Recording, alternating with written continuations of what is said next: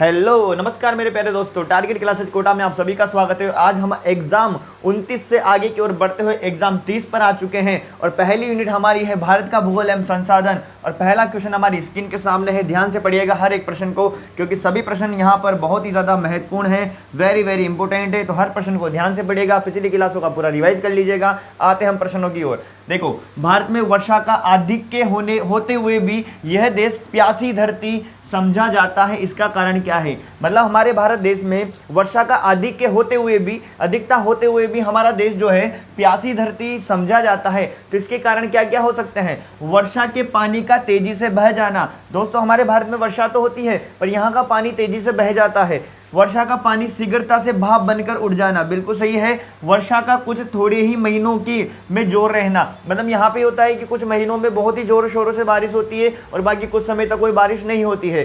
तो यहाँ पे बात करें तो इनमें से तीनों के तीनों कारण हैं, इनमें से सभी वाला सही जवाब हो जाएगा। भारत में वर्षा अधिक होने के महत्वपूर्ण कारण है ना, और फिर भी प्यासी धरती रहने के कारण है ये। ठीक है, क्वेश्चन संख्या 2 ध्यान से देखो। क्वेश्चन संख्या 2 को बड़ा ही इंपॉर्टेंट प्रश्न है।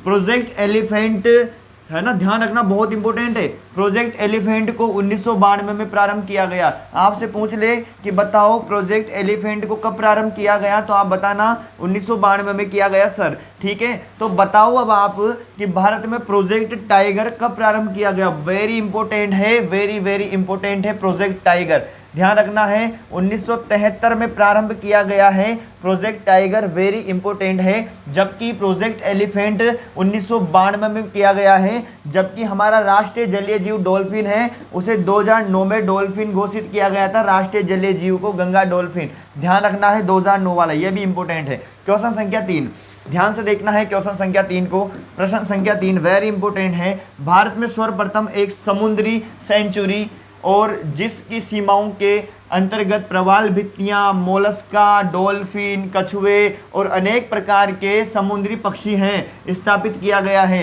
मतलब प्रवाल भित्तियां, मोलस्का, डॉल्फिन, कछुए, ये सभी समुद्री पक्षी कहाँ पे मिलते हैं? अधिकतर लक्षद्वीप में। कहाँ पे मिलते हैं? लक्षद्वीप में मिलते हैं। सुंदरवन डेल्टा की हम बात करें तो सुंदरवन डेल्टा का ध्यान रखना है, पश्चिम बंगाल से संबंध है। कहाँ से है? पश्चिम बंगाल से है। मैंग्रोव वनस्पति पाई जाती है। कौन सी वनस्पति पाई जाती है? मैंग्रोव वनस्पति। चिल्का झील, लेगुन झील है, ध्यान रखना है, उड़ीसा के अंदर है। कहाँ पर है? उड़ीसा के अंदर।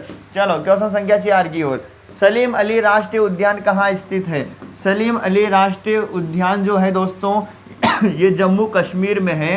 ध्यान रखना है, जो दाची ग्राम है ना, दाची ग्राम राष्ट्रीय उद्यान है जो जम्मू कश्मीर का, उसी से संबंधित है सलीम अली राष्ट्रीय उद्यान और ये जम्मू कश्मीर के अंदर स्थित है। कहाँ पर स्थित है? जम्मू कश्मीर के अंदर। कान्हा, पन्ना, ये सब कहाँ पर है? मध्य प्रदेश के अंदर है। चलो क्वेश्चन संख्या 5। क्वेश्चन संख्या 5 को ध्यान से देखिएगा दोस्तों। क्वेश्चन संख्या 5, भारत में वन्य जीव संरक्षण अधिनियम 1972 में लागू हुआ। बहुत इंपॉर्टेंट है। भारत में वन्य जीव संरक्षण अधिनियम कब लागू हुआ? 1972 में हुआ है। जबकि बाघ परियोजना 1973 में, प्रोजेक्ट टाइगर वाला 1973 में है और वन्य जीव संरक्षण अधिनियम 1972 में है। तो बताना है आपको कि भारत के किस क्षेत्र में याक पशु मिलता है। बहुत ही इंपॉर्टेंट प्रश्न है। याक पशु भारत के किस क्षेत्र में मिलता है दोस्तों? लद्दाख के अंदर मिलता है। कहाँ पर मिलता है? लद्दाख के अंदर। ध्यान रखना, सुंदरवन डेल्टा जानते ही हो। दार्जिलिंग के अंदर चाय उत्पादन होता है। दार्जिलिंग असम में नहीं पड़ता है, दार्जिलिंग पश्चिम बंगाल में पड़ता है, ध्यान रखना है। क्वेश्चन संख्या 6 से पहले बता दीजिए हम आपको यहाँ पर कि पृथ्वी हमारा पर्यावरण वाला यूनिट हमारा चल चुका है और क्वेश्चन संख्या 6 हमारी स्क्रीन के सामने है। 4 परिभाषा यहाँ पर दे रखी है, चारों की चारों सुमेलित है, आपको ध्यान से देखना है। सुमेलित कीजिए। समभार रेखाएं, समभार रेखाएं किसे कहते हैं? समान वायुदाब वाले स्थानों को मिलाने वाली जो रेखाएं हैं, समान वायुदाब वाले स्थानों को मिलाने वाली जो रेखाएं होती है दोस्तों, वो समभार रेखाएं कहलाती है। समलवण रेखाएं, समान लवणता वाले स्थानों को मिलाने वाली रेखाएं क्या कहलाती है? समलवण रेखाएं कहलाती है। समोच्च रेखाएं, उच्च है ना, समोच्च, समान ऊंचाई वाले स्थानों पर मिलाने वाली रेखाएं क्या कहलाती है? समोच्च रेखाएं कहलाती है। समगतिक रेखाएं, समगति रेखाएं, समान पवन वेग वाले स्थानों को मिलाने वाली रेखाएं क्या कहलाती है? समगति रेखाएं कहलाती है। चारों परिभाषा यहाँ पर सही है, सुमेलित है चारों की चारों। ठीक है, क्वेश्चन संख्या 7 ध्यान से देखो। क्वेश्चन संख्या 7 क्या कह रहा है दोस्तों? निम्नलिखित में से कहाँ सभी अक्षांशों पर दोपहर का सूर्य वर्ष में कम से कम एक बार सीधा ऊपर से चमकता है। मतलब कहाँ की बात कह रहा है ये, अक्षांशों पर। कौन से अक्षांशों, कौन सी रेखाओं के बीच में दोपहर का जो सूर्य होता है वर्ष में कम से कम सीधा एक बार चमकता है, मतलब सीधी लंबवत किरणें पड़ती है, वो आप सभी जानते ही हो। कर्क रेखा, एक तो कौन सी रेखा है, कर्क रेखा, और यहाँ पे आपको भूमध्य रेखा है, और ये मकर रेखा है, ध्यान रखना।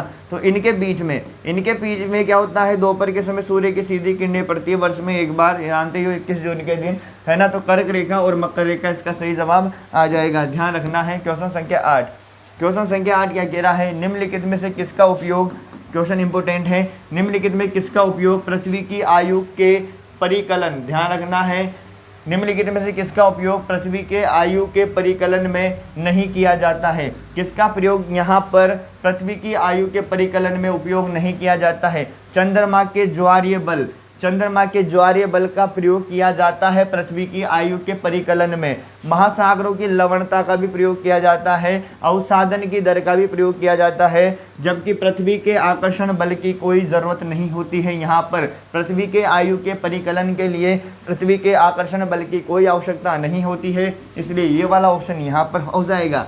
क्वेश्चन संख्या 9, क्वेश्चन संख्या 9 कह रहा है कि निम्नलिखित तिथियों में से, क्वेश्चन कह रहा है कि निम्नलिखित तिथियों में से किस में दोपहर को आपकी छाया सबसे छोटी होती है। प्रश्न को ध्यान से समझो, आया हुआ है इसी तरह से। निम्नलिखित तिथियों पे कौन सी दिनांक ऐसी है जिसमें दोपहर को आपकी छाया, मतलब हमारी जो छाया होती है दोपहर के समय, है ना, वो क्या होती है, सबसे छोटी होती है। अब दोस्तों अगर इंसान की अगर परछाई जो होती है ना, छाया सबसे जो छोटी बनती है ना, कब बनती है, जब सीधी किरणें पड़ रही हो आपके ऊपर, है ना, दोपहर के समय सीधी किरणें पड़ रही हो।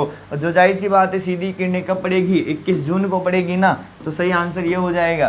क्वेश्चन संख्या 10, क्वेश्चन संख्या 10 ध्यान से देखो दोस्तों, क्वेश्चन क्या कह रहा है आपसे, पूर्ण चंद्र ग्रहण, ध्यान रखना, पूर्णिमा के दिन होता है और पूर्ण सूर्य ग्रहण अमावस्या के दिन होता है। तो बताओ पूर्ण सूर्य ग्रहण की स्थितियां अधिकतम कितने समय तक रह सकती है। पूर्ण सूर्य ग्रहण की अधिकतम स्थितियां 7 मिनट 40 सेकंड तक रह सकती है, 7 मिनट 40 सेकंड तक रह सकती है। क्या रह सकती है पूर्ण सूर्य ग्रहण की स्थितियां। पूर्ण चंद्र ग्रहण पूर्णिमा के दिन होता है, पूर्ण सूर्य ग्रहण अमावस्या के दिन होता है। पूर्ण सूर्य ग्रहण की जो स्थितियां हैं अधिकतम 7 मिनट 40 सेकंड तक रह सकती है। क्वेश्चन संख्या 10 से सरकार गठन एवं कार्य आ चुका है हमारा नेक्स्ट यूनिट। क्वेश्चन संख्या 11 ध्यान से देखो प्रश्न को दोस्तों। क्वेश्चन संख्या 11, वार्ड समितियों के गठन के लिए नगर पालिका की न्यूनतम जनसंख्या कितनी होनी चाहिए। वार्ड समितियों के गठन करने के लिए नगर पालिका की न्यूनतम जो जनसंख्या है वो 3 लाख होनी चाहिए दोस्तों। कितनी होनी चाहिए न्यूनतम जनसंख्या, 3 लाख तो होनी ही चाहिए। क्वेश्चन संख्या 12, क्वेश्चन संख्या 12 को ध्यान से देखो दोस्तों, क्या कह रहा है क्वेश्चन संख्या 12, राजस्थान के निम्नांकित जिलों के सभी स्तरों पर पंचायती राज संस्थाओं के अध्यक्षों के सभी स्थान अनुसूचित जनजाति के व्यक्तियों के लिए आरक्षित हैं। राजस्थान के ऐसे कौन से जिले हैं जहां पर सभी स्तरों पर पंचायती राज संस्थाओं के अध्यक्षों के सभी स्थान अनुसूचित जनजाति के व्यक्तियों के लिए आरक्षित है। बांसवाड़ा में भी है, डूंगरपुर में भी है, प्रतापगढ़ में भी है। उपरोक्त सभी यहाँ का जवाब आ जाएगा। तीनों जिलों के अंदर सभी स्तरों पर पंचायती राज संस्थाओं के अध्यक्षों के सभी स्थान अनुसूचित जनजाति के व्यक्तियों के लिए क्या है दोस्तों, आरक्षित है। क्वेश्चन संख्या 12 के बाद 13 पर हम आते हैं। क्वेश्चन संख्या 13, राजस्थान में नगर पालिका, ध्यान से पढ़ना है, राजस्थान में नगर पालिका की वित्त समिति में अधिकतम सदस्य हो सकते हैं। नगर पालिका की वित्त समिति में अधिकतम सदस्य जो हो सकते हैं दोस्तों वो 10 सदस्य हो सकते हैं। कितने सदस्य हो सकते हैं, 10 सदस्य हो सकते हैं। क्वेश्चन संख्या 13 ध्यान से देखो क्वेश्चन संख्या 13 को। क्वेश्चन संख्या 13, राजस्थान में पंचायत समिति का सदस्य किसे संबोधित कर अपना त्याग पत्र देता है। राजस्थान में पंचायत समिति का जो सदस्य होता है वो किसे अपना त्याग पत्र दे देता है, वो प्रधान को देता है अपना त्याग पत्र। किसे देता है, प्रधान को। पंचायत समिति प्रधान को वो अपना त्याग पत्र देता है। क्वेश्चन संख्या 15, भारत में त्रिस्तरीय पंचायती राज तंत्र, क्वेश्चन को ध्यान से देखो, भारत में त्रिस्तरीय पंचायती राज तंत्र की सिफारिश किसने की थी, बलवंत राय मेहता समिति। ध्यान रखना है आपको, है ना 1959 के अंदर पंचायतों का जो गठन हुआ था। आपको नागौर के अंदर सबसे पहले पंडित जवाहरलाल नेहरू, ध्यान रखना है। 73वां संविधान संशोधन पंचायती राज से संबंधित है। बलवंत राय मेहता समिति है। अनुच्छेद 40 का संबंध भी है। अनुच्छेद 40 का संबंध भी किससे है बताओ, किससे है? पंचायती राज से है। और पंचायती राज के तत्व अगर आपसे पूछ ले तो नीति निर्देशक के आपको जानते ही हो, उनके अंदर पंचायती राज का अनुच्छेद भी आता है, अनुच्छेद 40। तो भाग 4 भी आपका आंसर वहाँ से हो जाता है। और भाग 9 में भी उल्लेख है पंचायती राज का, ध्यान रखना है। और अनुसूची 11 के अंदर भी है। चलो आगे बढ़ते हैं। क्वेश्चन संख्या 16 के पहले आ गया है भारतीय संविधान एवं लोकतंत्र वाला यूनिट। क्वेश्चन संख्या 16, भारतीय संविधान निर्माताओं ने, क्वेश्चन को ध्यान से देखो, भारतीय संविधान निर्माताओं ने मूल संविधान में देश के नागरिकों को कितने मौलिक अधिकार प्रदान किए हैं? भारतीय संविधान निर्माताओं ने मूल संविधान के अंदर, क्वेश्चन को ध्यान से पढ़ना, मूल संविधान में प्रश्न यूं कह रहा है आपसे, जो मूल संविधान था ना, जो शुरुआत में बना एकदम, है ना, तो उस समय नागरिकों को कितने मौलिक अधिकार प्रदान थे? कितने मौलिक अधिकार प्रदान थे मूल संविधान के हिसाब से? तो मूल संविधान के हिसाब से तो 7 थे। बात में वर्तमान की बात करूं तो वर्तमान में तो कितने 6 हैं, पर मूल संविधान में कितने थे? 7 थे। ठीक है सर, 6 कैसे रह गए? क्वेश्चन कह रहा है आपसे कि सर जो 7 थे वो 6 कैसे रह गए हैं? आपको सभी को पता है, एक संपत्ति का अधिकार हटा दिया है 44वां संविधान संशोधन 1978 के द्वारा, याद है ना आप सभी को। चलो आगे बढ़ते हैं क्वेश्चन संख्या 17 की ओर। क्वेश्चन संख्या 17 क्या कह रहा है आपसे दोस्तों, ध्यान से सुनना है।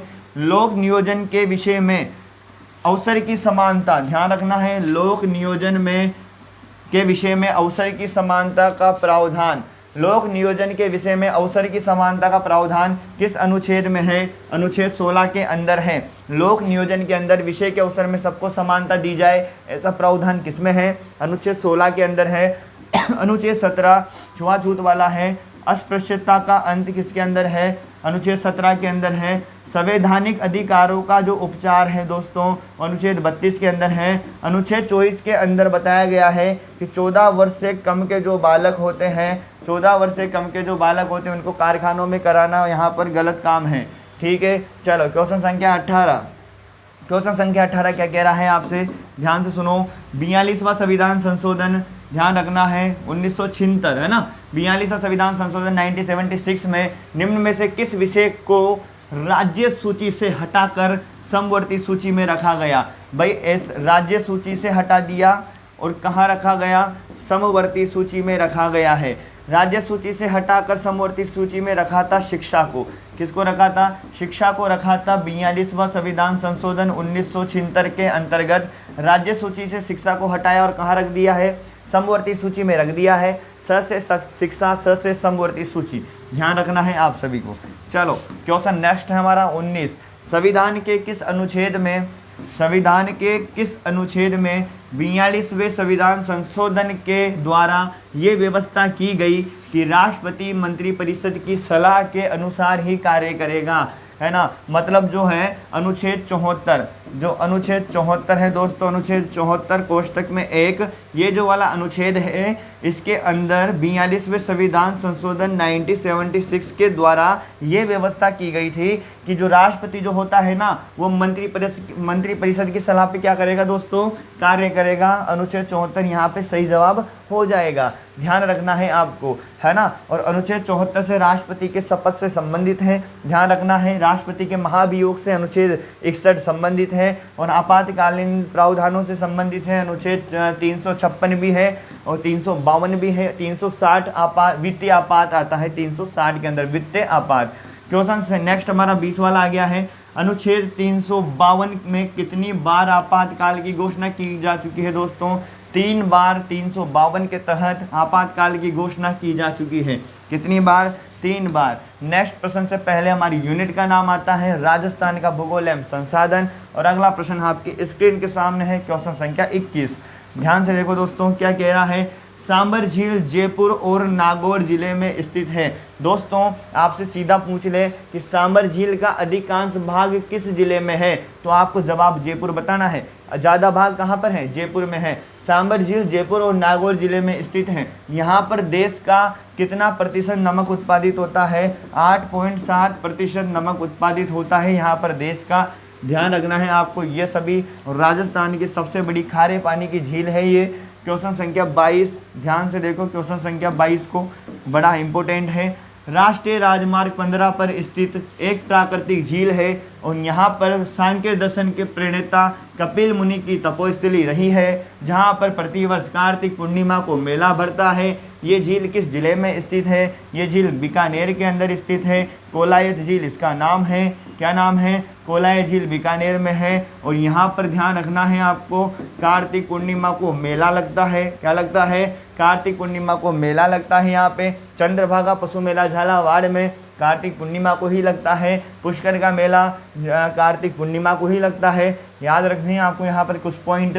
और सांख्य दर्शन के प्रणेता कपिल मुनि हैं। और जो कोलायत झील है ये किस राष्ट्रीय राजमार्ग के किनारे है?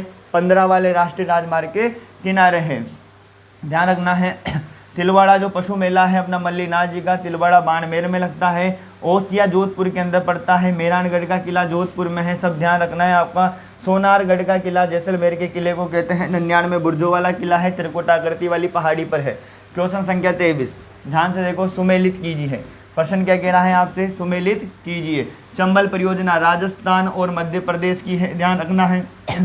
राजस्थान और मध्य प्रदेश की है चंबल परियोजना, बिल्कुल सही है। माही बजाज सागर परियोजना राजस्थान और गुजरात की है, ये भी सही है। व्यास परियोजना पंजाब हरियाणा राजस्थान की है, ये भी सही है। चंबल परियोजना राजस्थान मध्य प्रदेश, बोलो मेरे साथ। माही बजाज सागर परियोजना राजस्थान गुजरात, बोलो बोलो मेरे साथ, बोला करो। व्यास परियोजना पंजाब हरियाणा राजस्थान। सिद्धमुख परियोजना पंजाब राजस्थान। सारे ही सुमेलित हैं यहाँ पे, सभी के सभी सुमेलित हैं। आपको याद कराने के लिए लिखे गए हैं, ये तो सारे सुमेलित हैं। चंबल परियोजना, क्योंकि हमारी क्लास का लक्ष्य सिर्फ यही है कि आपके पेपर में क्वेश्चन मिले और आप अच्छे से वहाँ पर स्कोर करो, यही हमारा लक्ष्य है। इसलिए हम ज़्यादा से ज़्यादा मैटर यहाँ पे वही देने की कोशिश करते हैं जिसके चांस आपके पेपर में आने के रहें। चंबल परियोजना राजस्थान मध्य प्रदेश। माही बजाज सागर परियोजना राजस्थान व गुजरात। व्यास परियोजना पंजाब हरियाणा राजस्थान। सिद्धमुख परियोजना पंजाब राजस्थान, सभी सुमेलित हैं यहाँ पर, ठीक है ना। क्वेश्चन संख्या 24, क्वेश्चन संख्या 24 बड़ा ही इंपॉर्टेंट क्वेश्चन है। ये लंबा प्रश्न करने का मतलब यही होता है कि आपको बहुत सारे प्रश्न यहाँ पे अच्छे याद हो जाएं। अब ध्यान से देखना प्रश्न को आप।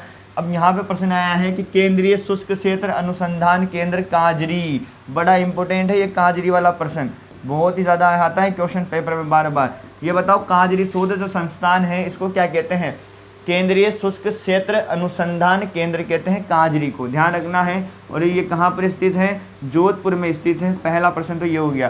काजरी की स्थापना 1959 में हुई थी, ये आपको याद रखना है, ध्यान रखना है। ऑस्ट्रेलिया और यूनेस्को के सहयोग से जोधपुर में स्थापना की गई थी इनकी, है ना। अब ये बताओ कौन से देशों का सहयोग था इसको बनाने में? एक तो ऑस्ट्रेलिया का था, किसका था बोलो मेरे साथ?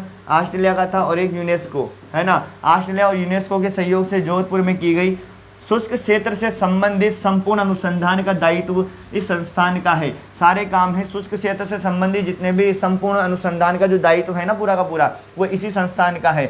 वर्तमान में इसके 5 उपकेंद्र भी हैं। अभी काजरी शोध संस्थान के वर्तमान में 5 क्या हैं? उपकेंद्र हैं। शायद आपने पहले नहीं पढ़ा होगा, ये प्रश्न पढ़ा होगा आपने। काजरी शोध संस्थान जोधपुर में है, ये सभी ने पढ़ा हुआ है, आपके लिए यही इंपॉर्टेंट है। पर ये उपकेंद्र के बारे में आपने नहीं पढ़ा होगा कहीं ज़्यादा, मतलब पहले। तो वर्तमान में इसके 5 उपकेंद्र हैं। बीकानेर के अंदर है, जैसलमेर के अंदर है, पाली के अंदर है, भुज के अंदर है और लद्दाख के अंदर है। उपरोक्त सभी सही जवाब हैं इसके।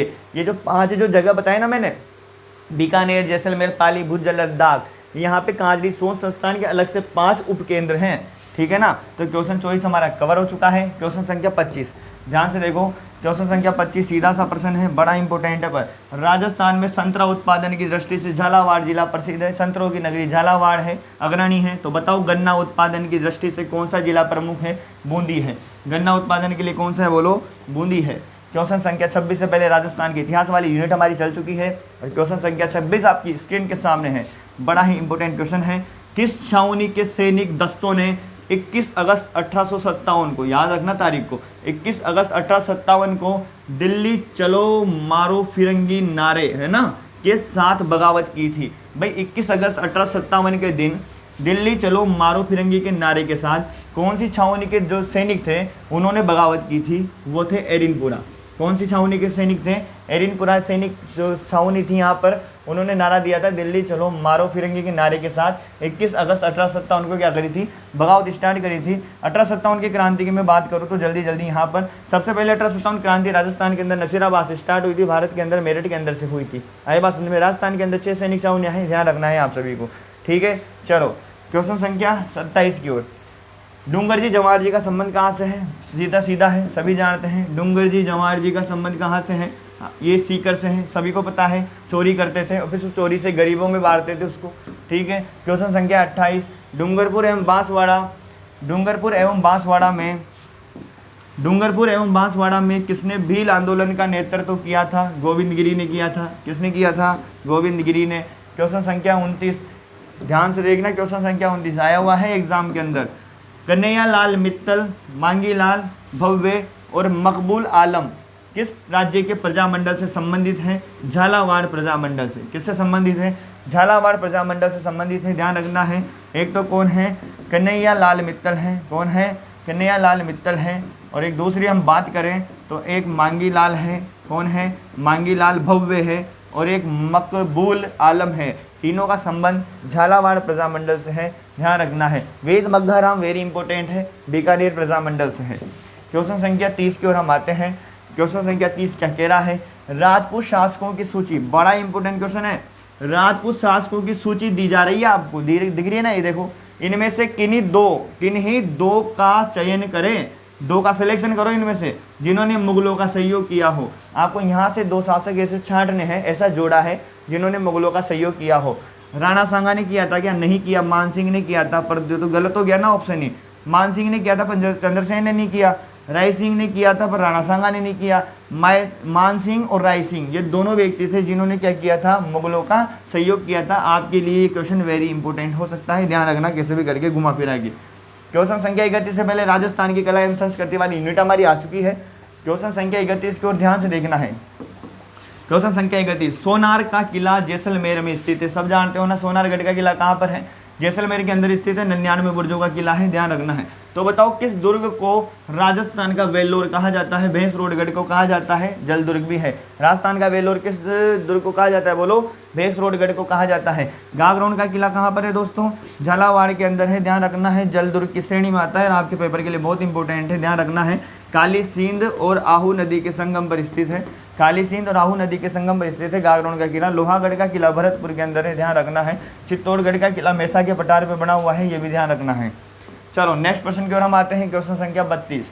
क्वेश्चन संख्या 32 बड़ा इंपॉर्टेंट क्वेश्चन है, घुमा फिरा के है। देखो, प्रसिद्ध 84 खंभों की छतरी, बहुत आता है ये, पर सभी जानते हो बूंदी के अंदर है। कहाँ पर है? बूंदी में। प्रसिद्ध 84 खंभों की छतरी बूंदी में कौन से गाँव में है? देवपुरा गाँव के निकट राव अनिरुद्ध द्वारा। किसने करवाया था इसका निर्माण? राव अनिरुद्ध के द्वारा करवाया गया था। किसकी स्मृति में करवाया था? दाभाई देव की स्मृति में इस छतरी का निर्माण करवाया था। और ये कब करवाया था? 1683 में।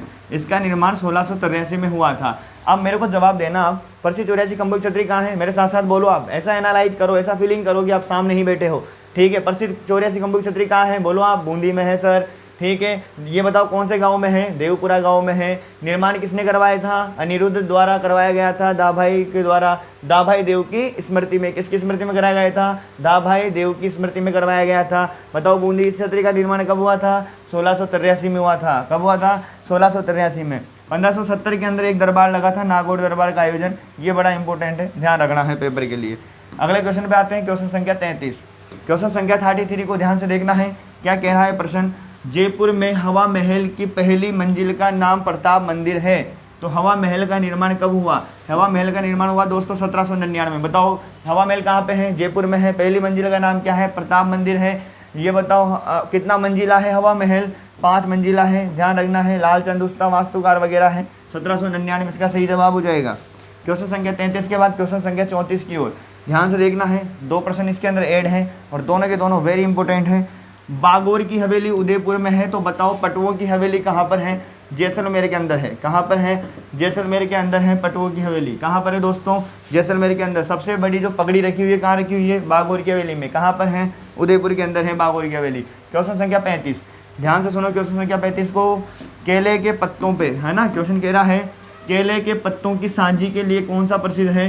नाथ द्वारा प्रसिद्ध है। केले के जो पत्ते होते हैं उनकी सांजी बनाई जाती है नाथ द्वारा के अंदर। नाथ द्वारा के अंदर इंपॉर्टेंट क्वेश्चन है पिछवाई कला। कौन सी कला है दोस्तों? पिछवाई कला है, ध्यान रखना है। श्रीनाथ जी की मूर्ति राज सिंह के समय पर हुई थी, यहाँ पर ध्यान रखना। राजस्थान का भुवनेश्वर कहलाता है ओसिया, क्या कहलाता है? राजस्थान का भुवनेश्वर कहलाता है ओसिया, ध्यान रखना। दिलवाड़ा में प्रसिद्ध है जैन मंदिरों के लिए। किराड़ू प्रसिद्ध है, राजस्थान का खजुराहो कहलाता है किराड़ू बाड़मेर। चलो क्वेश्चन संख्या 36 की ओर। भारतीय सभ्यता संस्कृति एवं समाज वाली यूनिट हमारी चल चुकी है और नेक्स्ट प्रश्न पे हम आ चुके हैं। क्वेश्चन संख्या 36 पर आ चुके हैं हम। महावीर स्वामी का प्रारंभिक नाम क्या था? वर्धमान महावीर स्वामी का प्रारंभिक नाम था। क्वेश्चन संख्या 37। बिहार प्रांत, ध्यान से पढ़ना प्रश्न को, इंपोर्टेंट है। बिहार प्रांत के मुजफ्फरपुर जिले में प्राचीन काल का वैशाली नगर था, है ना। वैशाली जो नगर था, सीधा प्रश्न यही पूछ रहा है आपसे। पहली बात तो आप यहाँ जान पा रहे हो कि वैशाली जो है कौन से प्रांत में पड़ता था? बिहार प्रांत में पड़ता था, मुजफ्फरपुर जिले के अंदर। तो आपको यहाँ ये बताना है कि वैशाली राजधानी किसकी थी? लिच्छवियों की थी। किसकी थी? लिच्छवियों की थी भैया, ध्यान रखना है। लिच्छवियों की थी ये क्या? वैशाली राजधानी। चलो क्वेश्चन संख्या 38 की ओर हम आते हैं। निम्न में से किस वैदिक साहित्य में मोक्ष की चर्चा की गई है?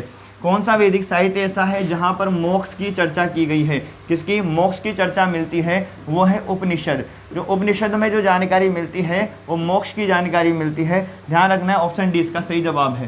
क्वेश्चन संख्या 39। क्वेश्चन संख्या 39 को ध्यान से देखो दोस्तों, क्या कह रहा है?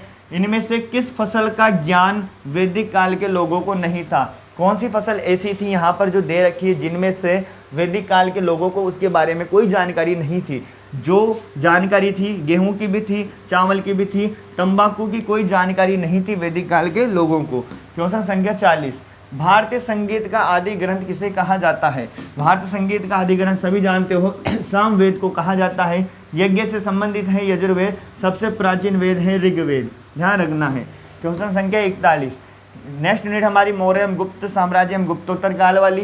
क्वेश्चन संख्या 41, ध्यान से देखो। क्वेश्चन संख्या 41 को ध्यान से पढ़ो। किस राजवंश के समय कन्हेरी विश्वविद्यालय प्रसिद्ध हुआ? ध्यान रखना, इंपोर्टेंट है।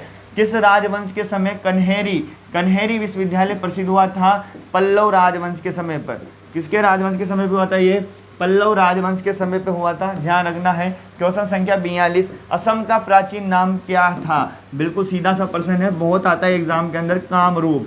क्या नाम था दोस्तों? कामरूप था, याद रखना है ये भी। क्वेश्चन संख्या 43। प्रयाग प्रशस्ति की का रचनाकार कौन था? जो प्रयाग प्रशस्ति है इसका रचनाकार कौन था? प्रयाग प्रशस्ति का रचनाकार था दोस्तों हरिसेन। कौन था दोस्तों? हरिसेन था, ध्यान रखना है। क्वेश्चन संख्या 44। क्वेश्चन संख्या 44। बाल विवाह की प्रथा आरंभ हुई। बाल विवाह की प्रथा आरंभ हुई। अब आप बताओ, बाल विवाह जब करते हैं लोग बाग तो चुपके चुपके करते हैं ना भाई, कोई पुलिस ना आ जाए, गुप्त करते हैं। तो मतलब कब हुई? गुप्त काल में। बाल विवाह की प्रथा कब आरंभ हुई? गुप्त काल में। क्वेश्चन संख्या 45। क्वेश्चन संख्या 45 को ध्यान से देखो। तोरमण किस जाति दल का नेता, मतलब तोरमण किस जाति दल का था जिसने गुप्त काल में भारत पर आक्रमण किया था? भाई जो तोरमण नाम का व्यक्ति था यहाँ पे, कौन सी जाति दल का था? वो हुण जाति दल का था। वो कौन सी जाति दल का था? हुण, ध्यान रखना। और गुप्त काल में भारत पर आक्रमण भी किया था, ध्यान रखना इसको। क्वेश्चन संख्या 46 से पहले यूनिट का नाम मध्यकाल एवं आधुनिक काल। क्वेश्चन संख्या 46। सभी प्रश्न आपके लिए अति महत्वपूर्ण है, बार बार कहने की कोई आवश्यकता नहीं है क्योंकि आप पढ़िए अच्छे से, क्योंकि सारे ही प्रश्न एक एक चुन के लाए जाते हैं यहाँ पर। किसके द्वारा बंगाल और बिहार का स्थायी बंदोबस्त या इस्तमरारी बंदोबस्त शुरू किया गया था?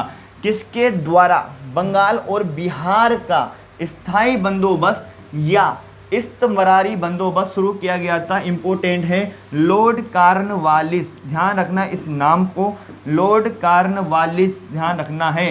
किसके द्वारा बंगाल और बिहार का स्थायी बंदोबस्त या इस्तमरारी बंदोबस्त शुरू किया गया था? लॉर्ड कॉर्नवालिस के समय। क्वेश्चन संख्या 47।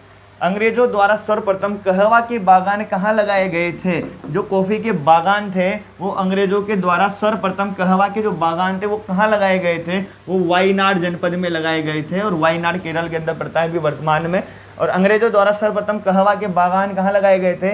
वायनाड जनपद में लगाए गए थे। जबकि भारत के अंदर सबसे ज़्यादा कॉफ़ी उत्पादन अभी कहाँ होता है? कर्नाटक के अंदर होता है। वर्तमान की मैं बात करूँ तो कब वर्तमान में 77.7% उत्पादन होता है कर्नाटक के अंदर, ध्यान रखना है आपको। दूसरी बात, कॉफ़ी के जो ब्राज़ील के अंदर होता है, और ब्राज़ील में यहाँ पर कॉफ़ी के बागानों को क्या कहते हैं, फेजेंडा कहा जाता है। क्या कहा जाता है, फेजेंडा कहा जाता है। कॉफ़ी के बागानों को ब्राज़ील में क्या कहा जाता है, फेजेंडा कहा जाता है। क्वेश्चन संख्या 48, क्वेश्चन संख्या 48 को ध्यान से देखना है, अति महत्वपूर्ण प्रश्न है।